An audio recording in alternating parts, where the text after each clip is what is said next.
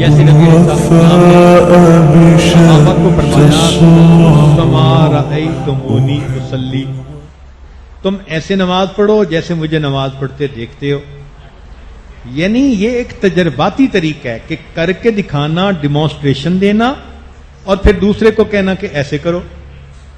تو ماں باپ کو بھی چاہیے کہ وہ بھی بچوں کو کئی مرتبہ کام کرنے کے لیے اس طریقے کو اختیار کریں، ان کو بتائیں کہ بھئی کیسے کیا جاتا ہے.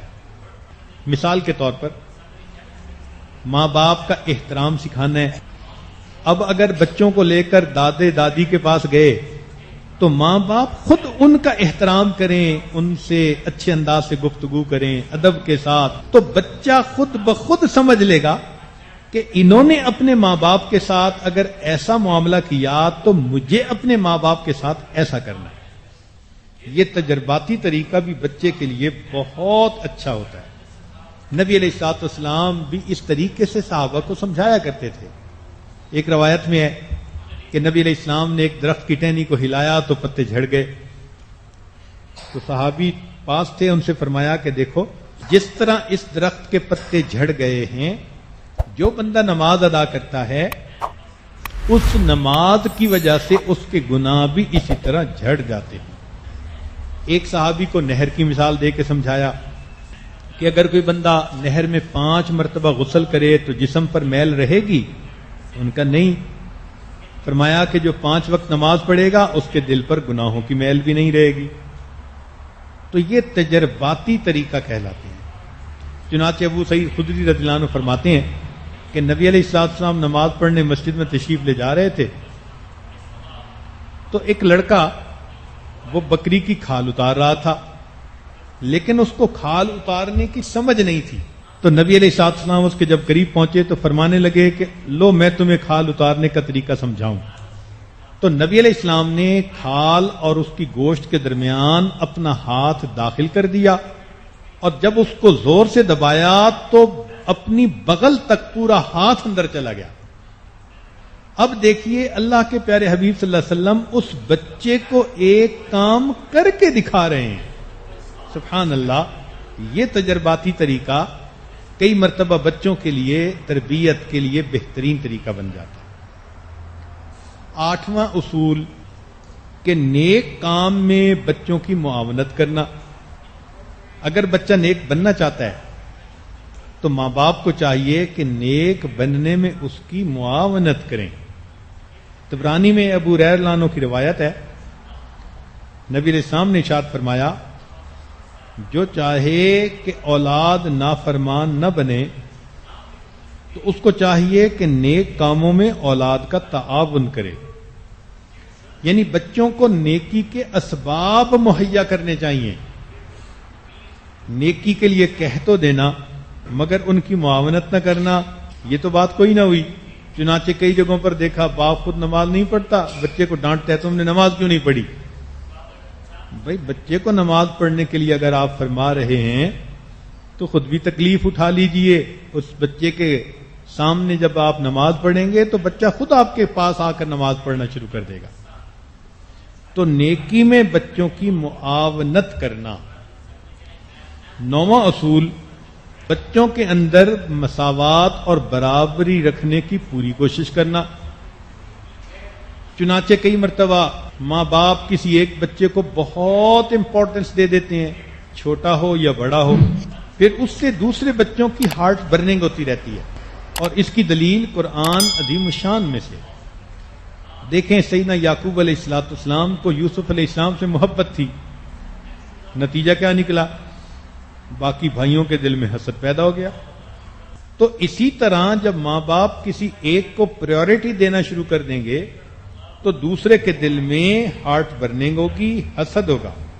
نبی علیہ الصلوۃ والسلام اس کا لحاظ فرماتے تھے. حدیث مبارکہ میں ہے نبی علیہ الصلوۃ والسلام کھانا نوش فرما رہے ہیں، کھانا کھا رہے ہیں اور آپ کے دائیں جانب ایک چھوٹا سا بچہ آ کے بیٹھ گیا. اللہ کے نبی صلی اللہ علیہ وسلم نے پانی بچایا تو آپ کے بائیں طرف لیفٹ سائڈ پر ایک صحابی بیٹھے ہوئے تھے بڑی عمر کے. آپ کا جی چاہتا تھا کہ آپ اس صحابی کو پانی دیں لیکن آپ نے دائیں طرف والے بچے سے پوچھا کہ تم میرے دائیں طرف ہو، تمہارا حق زیادہ بنتا ہے، اگر اجازت دو تو یہ پانی میں بائیں طرف والے کو دے دوں؟ وہ بچہ سمجھدار تھا، کہنے لگا اللہ کے نبی صلی اللہ علیہ وسلم آپ کے بچے ہوئے پانی میں تو میں کسی کو اجازت نہیں دوں گا۔ اللہ اکبر، اللہ کے حبیب صلی اللہ علیہ وسلم نے بچے کو پینے کے لیے پانی عطا فرمایا۔ اسی لیے علماء نے لکھا ہے کہ بلا وجہ بچوں میں تفضیل کرنا یہ حرام ہے۔ سب بچے ہیں، کئی گھروں میں بچیوں پر بیٹوں کو بڑی فوقیت دی جاتی ہے، بیٹے کو تو ایسے دیکھتے ہیں جیسے کوئی وقت کا شہزادہ ہوتا ہے، اور بیٹیاں بیچاریوں کو ڈانٹنی پڑتی رہتی ہیں۔ یہ غلط بات ہے، بیٹا بھی اولاد ہے اور بیٹی بھی اولاد ہے، وہ بھی انسان ہے، وہ بھی انسان ہے۔ اس لیے محبت تعلق ماں باپ کا سب بچوں کے لیے برابر ہونا چاہیے۔ 10واں طریقہ بچوں کی تربیت کا بہترین اصول کہ ان کو سنت کا اہتمام سمجھایا جائے۔ ماں کو چاہیے کہ ہر موقع پہ بتائے بیٹے یہ نبی صلی اللہ علیہ وسلم کی سنت ہے، پہلے آپ کی محبت دل میں بٹھائی جائے، اور پھر جب آپ بتائیں گی کہ ہمارے حبیب صلی اللہ علیہ وسلم، آقا صلی اللہ علیہ وسلم ایسے کرتے تھے، تو پھر بچہ شوق سے ویسے کرے گا۔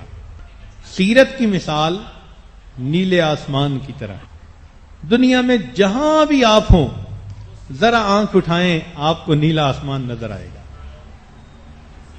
زندگی کے کسی موڑ پہ بھی آپ کھڑی ہیں، ذرا آنکھ اٹھا کے دیکھیں میرے آقا کی سیرت نیلے آسمان کی طرح نظر آئے گی۔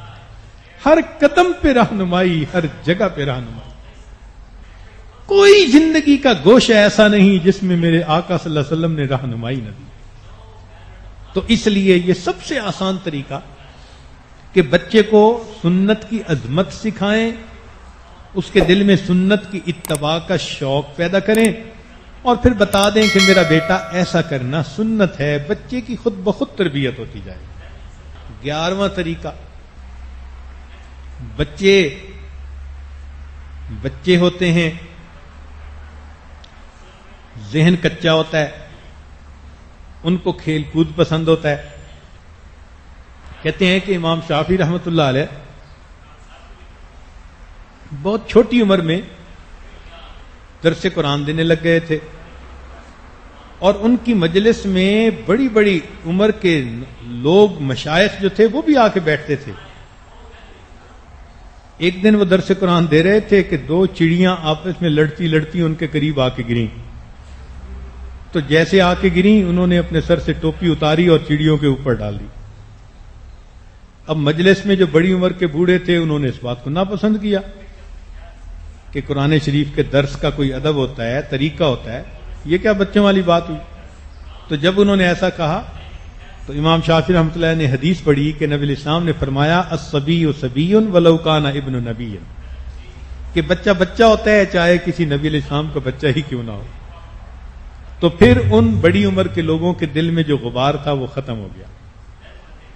اس لیے بچے کئی مرتبہ کھیل کود کے لیے چیزیں پسند کرتے ہیں، لہذا ان کو ایسے کھلونے لے کر دیں جن سے کہ وہ تعلیم پا سکیں۔